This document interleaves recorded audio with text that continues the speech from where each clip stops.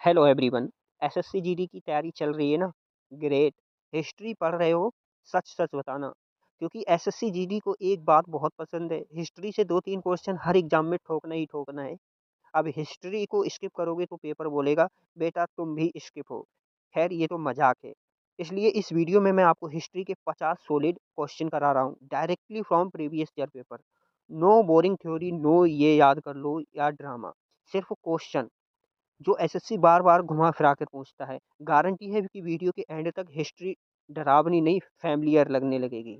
चलो question number 1 पर कि पूछा है कि सिंधु सभ्यता का जो प्रमुख बंदरगाह यानी कि लोथल जो स्थान है वो आपका कहाँ पर है?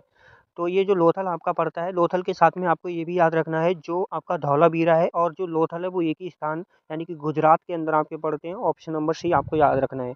देखिए आपका पूछ लेता कि पंजाब में आपका क्या है? तो रोपड़ है, रोपड़ को याद रखना है। साथ में हरियाणा में अगर पूछ लेता है तो राखी गढ़ी जो स्थान यानी कि सबसे बड़ा स्थल है वो आपका हरियाणा के अंदर पड़ता है। नेक्स्ट क्वेश्चन है कि सॉरी एक बार इसको एक्सप्लेनेशन अगर आप देखोगे तो इस तरह से आपको एक्सप्लेनेशन भी आपको मिल जाएगी यानी कि लोथल जो प्राचीन सिंधु सभ्यता का सबसे बड़ा बंदरगाह शहर है, शहर था। ये गुजरात के अहमदाबाद जिले यानी कि भोगवा नदी के तट पर स्थित है और यहाँ से दुनिया का प्राचीनतम गोदीबाड़ा प्राप्त हुआ है। अगर पूछ लेता है कि गोदीबाड़ा आपका कहाँ से प्राप्त हुआ है, ये तो गुजरात के जो लोथल पड़ता है वहाँ से आपका प्राप्त हुआ है। साथ में यहाँ से आपका मनका बनाने का कारखाना भी आपका प्राप्त हुआ है, तो ये आपको याद रखना है। पूछ लेता है कि हड़प्पा सभ्यता की खोज है आपकी किस वर्ष हुई थी? तो देखिए हड़प्पा सभ्यता की जो खोज हुई थी आपको दयाराम साहनी के द्वारा हुई थी और ये 1921 में हुई थी। राइट आंसर हमारा ऑप्शन नंबर ये है, याद रखना है। साथ में साथियों अगर आपसे पूछ लेता है कि मोहनजोदड़ो की खोज कब हुई थी और किसने की थी? तो मोहनजोदड़ो की जो खोज हुई थी वो 1922 में राखलदास बनर्जी द्वारा हुई थी और 1935 में आप सभी को पता है कि भारत शासन अधिनियम आया था और जो 1942 है यहाँ पर आपका बात करें तो भारत छोड़ो आंदोलन आपका 1942 में शुरू हुआ था। देखिए, आप अगर एक्सप्लेनेशन को आप देखेंगे तो हड़प्पा सभ्यता की खोज 1921 में राय बहादुर यानी कि दयाराम साहनी द्वारा की गई थी और यहाँ सिंधु सभ्यता का पहला खोजा गया स्थल था जो रावी नदी के तट पर स्थित है और इस खोज ने भारतीय इतिहास को प्राचीनता प्रदान की। नेक्स्ट क्वेश्चन है कि प्राणों की कुल संख्या कितनी है? देखिए प्राणों की जो कुल संख्या है वो आपकी 18 हो जाती है। राइट आंसर हमारा ऑप्शन नंबर सी हो जाता है। देखिए, हिंदू धर्म ग्रंथों के अनुसार पुराणों की कुल संख्या है वो 18 है। इनमें से मत्स्य पुराण को सबसे प्राचीनतम और प्रमाणिक माना जाता है। पुराणों के रचयिता लोहहर्ष ऋषि और उनके पुत्र उग्रशिरभा माने जाते हैं। नेक्स्ट क्वेश्चन है कि गौतम बुद्ध ने अपना प्रथम उपदेश कहाँ दिया था? देखिए गौतम बुद्ध ने जो अपना प्रथम उपदेश दिया था वो आपका सारनाथ के अंदर दिया था। ऑप्शन नंबर बी लॉक करते हैं। देखिए बोध गया की बात करें तो यहाँ पर गौतम बुद्ध को आपकी है ज्ञान की प्राप्ति हुई थी जो निरंजना नदी के तट पर है। उसके बाद में लुम्बिनी में आपका गौतम बुद्ध का जन्म हुआ था और कुशीनगर में है महापरिनिर्वाण पूछ लेता है यानी कि इनकी मृत्यु हुई थी। और सॉरी एक्सप्लेनेशन को देख लेते हैं अगर आप इसको रीड करेंगे। देखिए गौतम बुद्ध पूछ लेता है जो गौतम बुद्ध है ज्ञान की प्राप्ति के बाद गौतम बुद्ध ने अपना पहला उपदेश है वो सारनाथ यानी कि जो वाराणसी के अंदर पड़ता है यहाँ पर दिया था। सॉरी गाइस कुछ प्रॉब्लम हो गई थी तो हम यहाँ पर थे। ज्ञान की प्राप्ति के बाद जो गौतम बुद्ध ने अपना पहला उपदेश दिया था वो सारनाथ यानी कि जो वाराणसी के अंदर पड़ता है वहाँ दिया था जिसे बौद्ध ग्रंथों में धर्म चक्र प्रवर्तन कहा जाता है। उन्होंने ये उपदेश पाली भाषा में 5 ब्राह्मणों को दिया था, ये आपको याद रखना है। नेक्स्ट क्वेश्चन है कि कलिंग युद्ध किस वर्ष हुआ था? तो कलिंग युद्ध है ये आपका 261 ईस्वी पूर्व हुआ था। राइट आंसर हमारा ऑप्शन नंबर ए है। देखिए इसका देख लेते हैं। देखिए महान मौर्य सम्राट अशोक ने अपने राज्य अभिषेक के 8वें वर्ष यानी कि 261 ईसा पूर्व में कलिंग पर आक्रमण किया था। इस युद्ध में भारी विनाश को देखकर अशोक का हृदय परिवर्तन हुआ और उसने भेरी घोष की जगह घम्म घोष अपनाया। नेक्स्ट क्वेश्चन है कि भारत का नेपोलियन किसे कहा जाता है? ये आपको बहुत ही कंफ्यूज करता है। चंद्रगुप्त मौर्य या फिर समुद्रगुप्त? देखिए जो भारत का नेपोलियन कहा जाता है ऑप्शन नंबर सी हमारा जो कि समुद्रगुप्त को कहा जाता है। इन्हें क्यों कहा जाता है एक बार देख लेते हैं। देखिए इतिहासकार B.A. स्मिथ ने समुद्रगुप्त को अपनी मतलब उसकी महान सैन्य विजय के कारण भारत का नेपोलियन कहा है। समुद्रगुप्त ने आर्यव्रत 9 और दक्षिणाव्रत के 12 राजाओं को पराजित किया था और ये एक संगीत प्रेमी भी था, ये आपको याद रखना है। नेक्स्ट क्वेश्चन है कि पानीपत का प्रथम युद्ध कहाँ हुआ था? तो पानीपत का जो प्रथम युद्ध हुआ था ये आपको 1526 ईसा पूर्व 1526 में हुआ था। देखिए 1526 में हुआ था और ये बाबर ने जीता था। पानीपत का सेकंड युद्ध है ये आपका 1556 में हुआ था और ये अकबर ने जीता था। और 1761 में आपका पानीपत का तीसरा युद्ध हुआ था और ये अब्दाली जीता था। और 1527 दिया है ऑप्शन में, ये आपका खानवा का युद्ध इसमें हुआ था। देखिए 21 अप्रैल और 1526 को पानीपत का आपका प्रथम युद्ध बाबर और इब्राहिम लोदी के बीच हुआ था। इस युद्ध में बाबर ने पहली बार तुलगमा नीति और तोपखाने का प्रयोग किया। इब्राहिम लोदी युद्ध में मारा गया और मुगल साम्राज्य की है नींव पड़ी। नेक्स्ट क्वेश्चन है अकबरनामा के लेखक कौन है? जो अकबरनामा पुस्तक है वो आप सभी को पता है, ऑप्शन नंबर बी यानी कि अबुल फजल द्वारा लिखी गई है।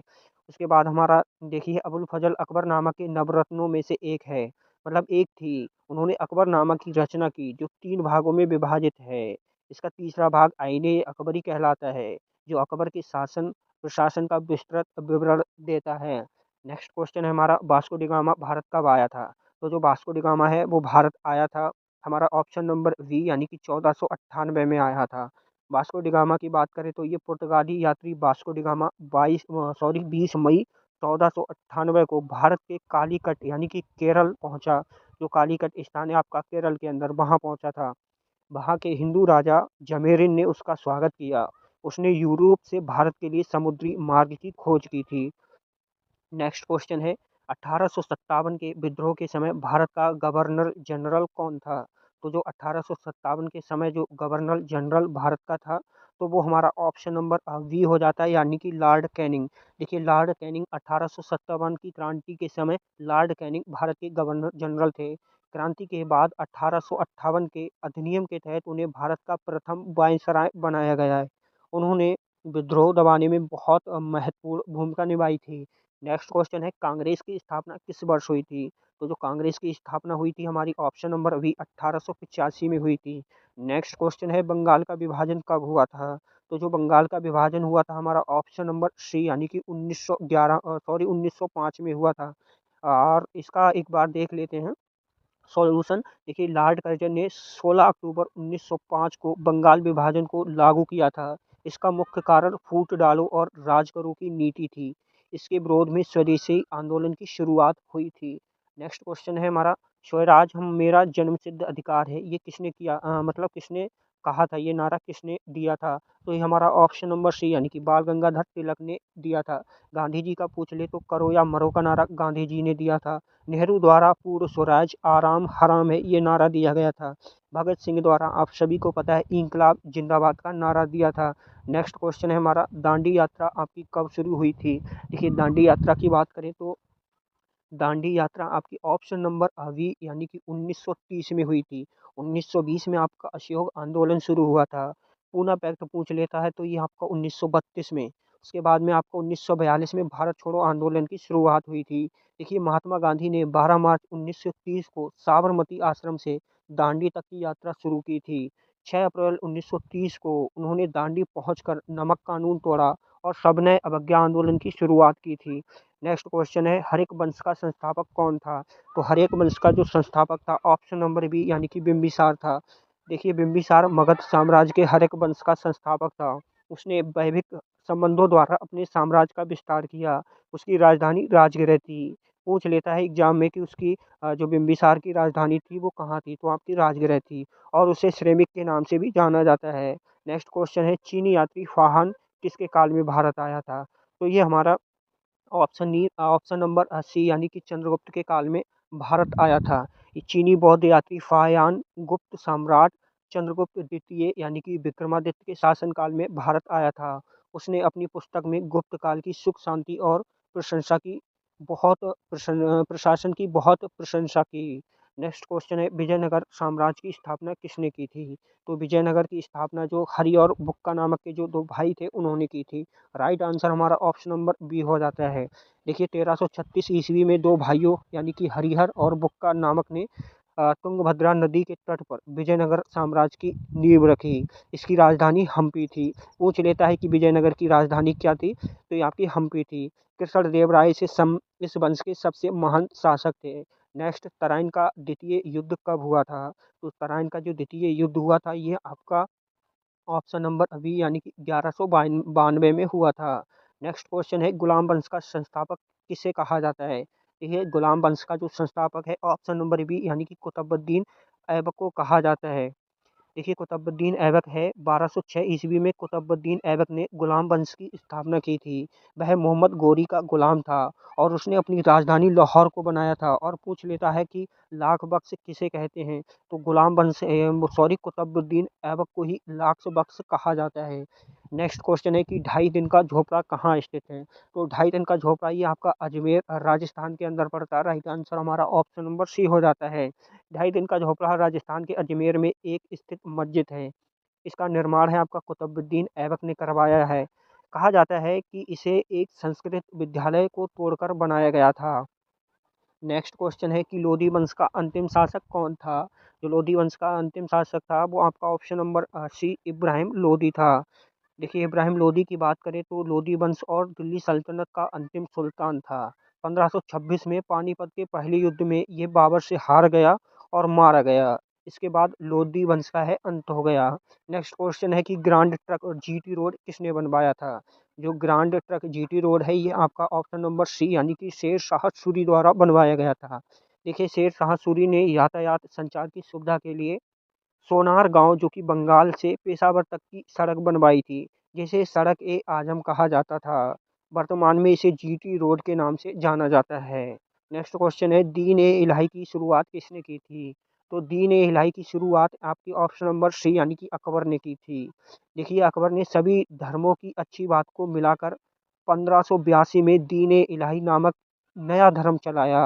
राजा बीरबल इस धर्म को अपनाने वाला पहला और एकमात्र हिंदू था। नेक्स्ट क्वेश्चन है कि शिवाजी का राज्य अभिषेक कहाँ हुआ था? तो शिवाजी का जो राज्य अभिषेक है ऑप्शन नंबर ए यानी कि रायगढ़ में हुआ था। छत्रपति शिवाजी का जो महाराज का राज्य अभिषेक 1674 में रायगढ़ के किले में हुआ था। ये विद्वान गंगा भट्ट ने उनका अभिषेक किया था। इसी अवसर पर उन्होंने छत्रपति शिवाजी की उपाधि है धारण की थी, छत्रपति की उपाधि धारण की थी। नेक्स्ट, प्लासी का युद्ध किस वर्ष हुआ था? तो जो प्लासी का युद्ध है आपका ऑप्शन नंबर ए यानी कि 1757 में हुआ था। देखिए 23 जून 1757 को प्लासी का युद्ध बंगाल के नवाब सिराजुद्दौला और रॉबर्ट क्लाइव के नेतृत्व में ब्रिटिश सेना के बीच हुआ था। मीर जाफर की गद्दारी के कारण नवाब हार गया और भारत में ब्रिटिश शासन की शुरुआत हुई। नेक्स्ट है, सती प्रथा का अंत किसने किया था? तो सती प्रथा का जो अंत है वो आपका option number A William Bentinck ने किया था। देखिए विलियम बेंटिक की बात करें तो इन्होंने राजा राम मोहन राय के सामाजिक प्रयासों के सहयोग से 1829 में सती प्रथा को गैर कानूनी घोषित कर दिया था। उन्होंने ठगी प्रथा का भी अंत किया था। नेक्स्ट क्वेश्चन है, आर्य समाज की स्थापना किसने की थी? आर्य समाज की स्थापना ये option number B Dayanand Saraswati ने की थी। 1875 में दयानंद सरस्वती ने बम्बई में आर्य समाज की स्थापना की थी। उन्होंने वेदों की ओर लौटो का नारा भी दिया था और साथ में ही सत्यार्थ प्रकाश नामक प्रसिद्ध पुस्तक भी लिखी थी। नेक्स्ट क्वेश्चन है कि मुस्लिम लीग की स्थापना कब हुई थी? तो मुस्लिम लीग की जो स्थापना है आपकी 1906 में हुई थी। ऑप्शन नंबर बी को हम लॉक करते हैं। देखिए दिसंबर 1906 में ढाका में मुस्लिम लीग की स्थापना हुई थी। इसके संस्थापकों में आगा खां, नवाब समीउल्लाह और नवाब मोहसिन उल मुल्क प्रमुख थे। इसका उद्देश्य मुसलमानों के राजनीतिक हितों की रक्षा करना था। नेक्स्ट, गदर पार्टी की स्थापना किसने की थी? तो गदर पार्टी की जो स्थापना की थी लाला हरदयाल राय द्वारा, मतलब लाला हरदयाल ने की थी। नेक्स्ट क्वेश्चन, सॉरी, लाला हरदयाल की बात करें तो 1913 में अमेरिका के सैन फ्रांसिस्को में लाला हरदयाल और सोहन सिंह भकना ने गदर पार्टी की स्थापना की थी। यह पार्टी सशस्त्र क्रांति के माध्यम से भारत को स्वतंत्र कराना चाहती थी। नेक्स्ट क्वेश्चन है, गांधी जी दक्षिण अफ्रीका से भारत कब आए थे? तो जो गांधी जी हैं दक्षिण अफ्रीका से जो भारत आए थे वो आपके 1915 में आए थे। देखिए महात्मा गांधी 9 जनवरी 1915 को दक्षिण अफ्रीका से स्थायी रूप से भारत लौटे थे। इस उपलक्ष्य में हर वर्ष 9 जनवरी को आपका प्रवासी भारतीय दिवस मनाया जाता है। आपसे पूछ लेता है नेक्स्ट क्वेश्चन है भारत छोड़ो आंदोलन की भारत छोड़ो आंदोलन कब शुरू हुआ था? तो ये आपका है ऑप्शन नंबर डी, यानी कि 1942 में शुरू हुआ था। देखिए 1942 की बात करें तो 8 अगस्त 1942 को गांधी जी ने बम्बई के ग्वालिया टैंक मैदान से भारत छोड़ो आंदोलन की शुरुआत की थी। इसी दौरान उन्होंने करो या मरो का नारा दिया था। ये आज़ादी की लड़ाई का अंतिम बड़ा आंदोलन था। नेक्स्ट क्वेश्चन है आज़ाद हिंद फौज की स्थापना कहाँ हुई? जो आज़ाद हिंद फौज की स्थापना ऑप्शन नंबर बी, यानी कि सिंगापुर में हुई थी। नेक्स्ट क्वेश्चन है हिनयान और महायान किस धर्म के पंथ हैं? तो ये ऑप्शन नंबर बी, यानी कि बौद्ध धर्म के पंथ हैं। देखिए कनिष्क के शासनकाल में हुई चौथी बौद्ध संगति के दौरान बौद्ध धर्म के दो प्रमुख शाखाओं हिनयान और महायान में विभाजित हो गया। महायान मूर्ति पूजा में विश्वास रखते करते थे, जबकि हिनयान है वो पुराने नियमों पर थे। नेक्स्ट क्वेश्चन है जैन धर्म के 24वें तीर्थंकर कौन थे? तो जैन धर्म के जो 24वें तीर्थंकर थे वे हमारे महावीर स्वामी थे। राइट आंसर हमारा ऑप्शन नंबर सी हो जाता है। ऋषभ देव थे, ये आपके प्रथम तीर्थंकर थे, आपको याद रखना है। पार्श्वनाथ आपके 23वें तीर्थंकर थे। देखिए नेक्स्ट क्वेश्चन है हमारा हेनसांग किसके समय भारत आया था? तो हेनसांग है ये हमारा ऑप्शन नंबर सी, यानी कि हर्षवर्धन के समय भारत आया था। नेक्स्ट क्वेश्चन है हमारा अंकोर वाट का मंदिर कहाँ स्थित है? तो जो अंकोर वाट का मंदिर स्थित है ये आपका ऑप्शन नंबर सी, यानी कि कंबोडिया में स्थित है। नेक्स्ट क्वेश्चन है हमारा पुरापाषाण काल में मनोरंजन का साधन क्या था? तो पुरापाषाण काल में जो मनोरंजन का साधन था ऑप्शन नंबर बी, यानी कि शिकार था। देखिए पुरापाषाण काल यानी कि पैलोलिथिक एज में आदि मानव का मुख्य पेशा करना शिकार करना था। मनोरंजन के लिए वे मनोरंजन के लिए वे जानवरों का शिकार करते थे और गुफाओं में चित्रकारी करते थे। नेक्स्ट क्वेश्चन है शून्य की खोज किसने की थी? तो जो शून्य की खोज है वो गणितज्ञ ऑप्शन नंबर ए आर्यभट्ट ने की थी। देखिए आर्यभट्ट की बात करें तो महान प्राचीन भारतीय गणितज्ञ आर्यभट्ट ने जीरो की खोज की थी। उन्होंने आर्यभट्टीय ग्रंथ भी लिखा था और ये भी बताया था कि पृथ्वी अपनी धुरी पर घूमती है। वे गुप्त काल के विद्वान थे। नेक्स्ट क्वेश्चन है तराइन का प्रथम युद्ध कब हुआ था? तो जो तराइन का प्रथम युद्ध हुआ था ये आपका 1991 में हुआ था, जो कि right answer option number A है। देखिए 1191 में तराइन युद्ध का पहला तराइन का पहला युद्ध हुआ था। इसमें पृथ्वीराज चौहान और मोहम्मद गौरी के बीच में ये युद्ध हुआ था। इस युद्ध में पृथ्वीराज चौहान की शानदार जीत हुई और गौरी अपनी जान बचाकर भाग गया था। नेक्स्ट क्वेश्चन है किस मुगल शासक को जिंदा पीर कहा जाता था? तो ये हमारा ऑप्शन नंबर डी, यानी कि औरंगजेब को कहा जाता था। औरंगजेब अपने धार्मिक कट्टरपन और सादगी भरे जीवन के कारण जिंदा पीर कहा जाता था। उसने जजिया कर फिर से लगाया और सिक्कों पर कलमा खुदवाना बंद कर दिया था। नेक्स्ट क्वेश्चन है कि बौद्ध धर्म ग्रहण करने वाली पहली महिला कौन थी?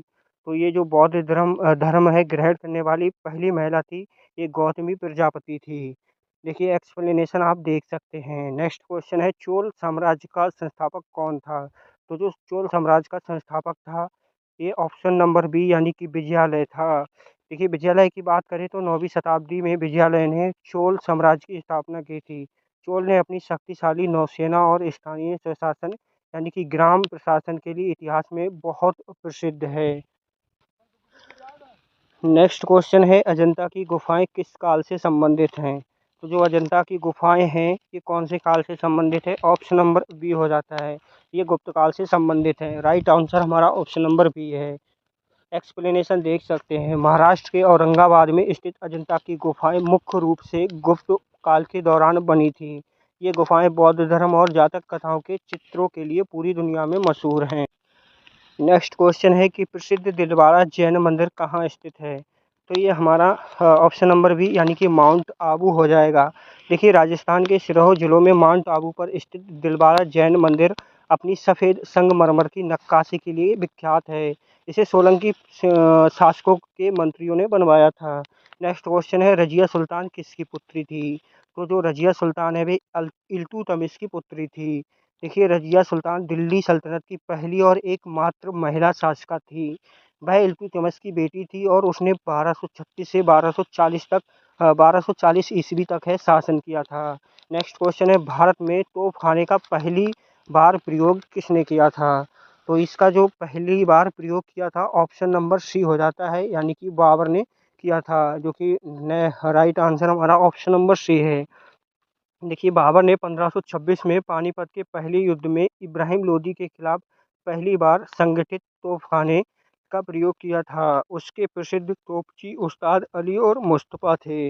नेक्स्ट क्वेश्चन है, गुरुमुखी लिपि की शुरुआत किसने की थी? तो जो गुरु लिपि मुखी की जो शुरुआत की थी वो हमारा option number Guru Angad Dev, option number B हो जाता है।